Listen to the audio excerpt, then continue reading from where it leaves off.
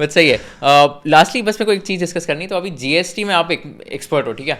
अभी बहुत सारे लोग अलग अलग वेज से कैसे पैसे बचा रहे हैं जीएसटी के लॉ के थ्रू, थोड़ा उस पर बात करोगे? And how can people like let's say use the GST law to let's say maybe like use it very smartly और save money? See, input tax credit plays a vital role in GST. Input tax credit is the game changing point, और यही एक कारण था, बहुत बड़ा कारण था जीएसटी को इंट्रोड्यूस करने का इंडिया के अंदर. But unfortunately in India people are using these input tax credits as a tool to save the money, which is not correct in the eyes of the law. जैसे बहुत सारे आपने सुने होंगे बोगस बिलिंग के transactions. बहुत सारे लोग क्या करते हैं, आप जैसे कमा तो बहुत लेते हैं पर उनके पास सेल्स बहुत सारी है पर खर्चे नहीं है, तो उनकी सेल्स पर जीएसटी तो पूरा लग रहा है पर परचेजेस कुछ है नहीं. परचेजेस नहीं है तो उनके पास इनपुट टैक्स क्रेडिट नहीं है, तो उनको बहुत हैवी टैक्स पे करना पड़ता है. तो व्हाट दे यूजुअली डू, उन्होंने वो लोग क्या स्टार्ट कर दिया लोगों ने कि डमी कंपनी से डमी बिल ले लेते, बोगस बिल. मतलब आपने फॉर एग्जांपल कंसल्टेंसी सर्विसेज का बिल ले लिया, जबकि आपने कोई कंसल्टेंसी ली ही नहीं. आपने ऐसी किसी फर्म से बिल ले लिया जिसके पास इनपुट्स ज़्यादा थे बहुत सारे और उनके पास आउटपुट कम था, सेल्स कम थी, उनकी लायबिलिटी कम थी, उनके पास आईटीसी एक्स्ट्रा पड़ा था. तो व्हाट दे डू, वो ऐसे बोगस बिल इशू कर देते हैं और आप जैसे अमीर लोग क्या करते हैं, बोगस बिल ले लेते हैं. वो बोगस बिल के बेस पे सपोज आपने 10 लाख का बिल लिया, 10 लाख पे 18% जीएसटी था, 1180 का बिल हो गया. 1,80,000 का तो क्रेडिट ले लेते हैं, 10 लाख रुपए का इनकम टैक्स में एक्सपेंस क्लेम कर लेते हैं, और वो जो आपने बिल लिया है 1180 का, वो आप वापस से उसमें से कुछ अमाउंट रख के उसको कैश रिटर्न कर देते वापस. अच्छा, क्योंकि आपको वो एक्चुअल एक्सपेंस नहीं था, आपने बैंक से उसको अमाउंट ट्रांसफर किया, एंड जिस पार्टी को हमने बैंक से पेमेंट ट्रांसफर किया 1180 का, वो आपको क्या करेंगे, कैश विड्रॉ करके या उनके पास जो भी कैश अरेंजमेंट है वो करके कुछ जीएसटी वाला पोर्शन खुद रख लेंगे. जैसे 50% लोग कर देते हैं बहुत बार कि 90,000 रुपये, 1,80,000 का आपने क्रेडिट ले लिया तो 90,000 रुपये वो रख लेंगे, बाकी 90,000 प्लस 10 लाख रुपये आपको रिटर्न कर देंगे. सो this is how people are smartly playing with the GST provisions, but you don't know who is the government. So this is again very risky. ये इलीगल है ना? 100% इलीगल है ये. और गवर्नमेंट के पास इस तरह के टूल्स अभी आ गए हैं. Even government is using AI nowadays. Government is using so great softwares through which they identify such fishy transactions and dubious companies वगैरह को वो ट्रेस कर लेते हैं, and this is very risky.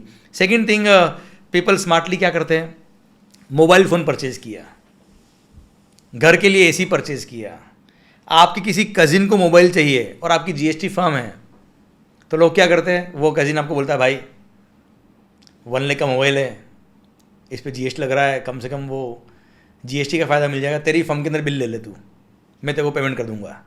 So people do all these things also, और उसको ये on record दिखा देते हैं कि ये एसी हो गया, ये लैपटॉप हो गया, ये मोबाइल हो गया, all these are being used for business purpose. उसका इनपुट टैक्स क्रेडिट क्लेम कर लेते हैं और उनका फ्रेंड उसको पर्सनल यूज में यूज़ कर रहा है. So all these are illegal, those are not allowed as input tax credit, पर लोग ले रहे हैं, ऐसा स्मार्टली प्ले कर रहे हैं, but this is not smart. मेरे को लगता है कि ये बहुत रिस्की है, एंड कमिंग टाइम में गवर्नमेंट डेफिनेटली इन चीज़ों को ट्रेस करके बाद में बहुत दिक्कतें लाने वाला है. अगर आपको करना ही है तो you must plan the tax. कैसे करें? There are 2 ways, tax evasion और tax planning. There is a thin difference in tax planning and tax evasion. So आप लोगों को अगर प्लानिंग करनी है तो सबसे पहला, जैसा फॉर एग्जांपल हर कोई बोलता है कि जीएसटी के अंदर 20 लाख तक का टर्नओवर पे कोई जीएसटी लगता नहीं, रजिस्ट्रेशन की जरूरत नहीं होती है, और अगर आप एक्सक्लूसिवली गुड सप्लाई करते हो तो 40 लाख का लिमिट है, आपको रजिस्ट्रेशन की जरूरत नहीं है. 40 लाख का टर्नओवर क्रॉस होगा फिर रजिस्ट्रेशन कराना. पर मैं कहता हूँ कि अगर आप एक अच्छा स्टार्टअप कर रहे हो, सपोज आप एक सोशल मीडिया इन्फ्लुएंसर बन रहे हो कुशल जैसे, एंड आप अपना एक्चुअली प्रोफेशन ये बनाना चाहते हो, और आपको लगता है कि 20 लाख तक रजिस्ट्रेशन नहीं लेंगे चल जाएगा, 20 लाख का रेवेन्यू होगा उसके बाद ही रजिस्ट्रेशन लेंगे चल जाएगा. मैं कहता हूँ कि वहाँ सोचना चाहिए आपको, क्या प्लान करना चाहिए, बिकॉज इस तरह के बिजनेसेस में लोगों को लगता है क्या है, केवल माइक पे बैठ के बात ही तो कर रहे हैं, but there are huge investment as regards to machineries. जो आप एडिटिंग के सॉफ्टवेयर एडिटिंग के लिए मशीनरीज परचेज करते हो, सिस्टम परचेज करते हो, कैमराज परचेज करते हो, लाइट एसी वगैरह सब परचेज करते हो, ये सब कैपिटल गुड्स है. अगर आप at the time of purchase of these capital goods, if you are not registered under GST, तो इनके परचेज पे जो जीएसटी पे किया है उसका 1 रुपये का भी इनपुट टैक्स क्रेडिट आपको नहीं मिलता है। बट अगर आपने रजिस्ट्रेशन लिया होता तो ऐसे केस में इनके परचेज पे जो जीएसटी पे किया वो सब आपकी कॉस्ट का इन पे जो जीएसटी पे किया सारा आपको क्रेडिट मिलता है और ये आपकी कॉस्टिंग कम हो जाती। पर आपको डिफाइन करना पड़ेगा, आपको कॉस्ट बेनिफिट एनालिसिस करना पड़ेगा कि आपके क्लाइंटेल कौन है।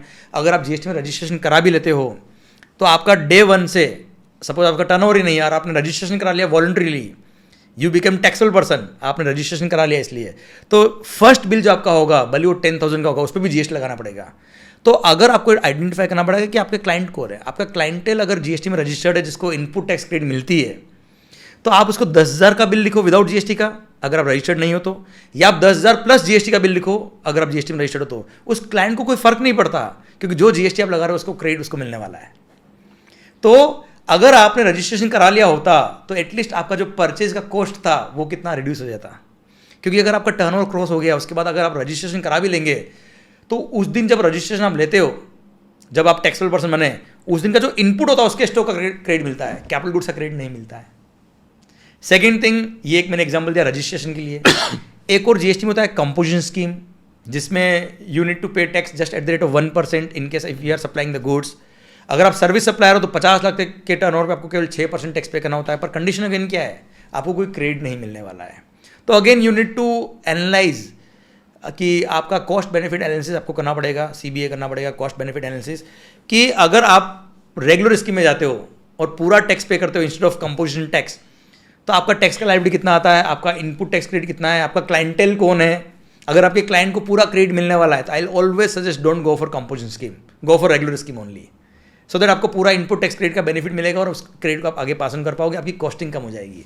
सो this is how you can plan the tax, there is no need of evading the tax.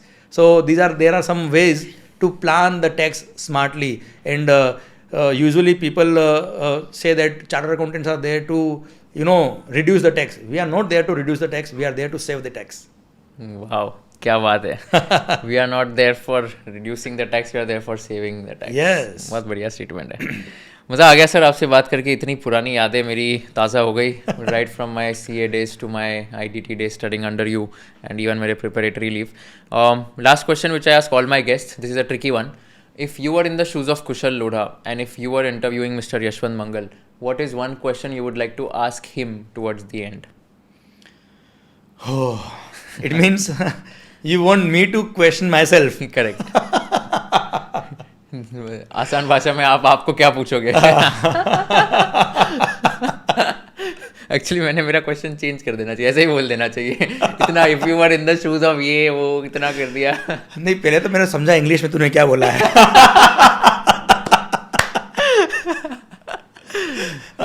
As if it is the question of CFL, then I thought कि हाँ इसका मतलब ये होगा खुद को खुद से पूछता है।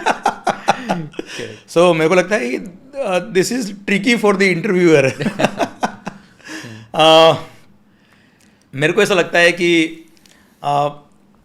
हर एक इंसान को केवल ये नहीं देखना चाहिए कि चांद कितना चमक रहा है, ये देखना चाहिए कि चांद पे पहुंचने के लिए कितनी मेहनत करी हुई है। If you learned something new from this video, do share it with your friends and subscribe to this channel so that we can bring you the best content possible. Also, if you want to watch this entire episode, click on the link in the description box and you can go to Kushal Lodha YouTube channel and watch the entire podcast episode. Thank you so much for watching this and have an amazing day.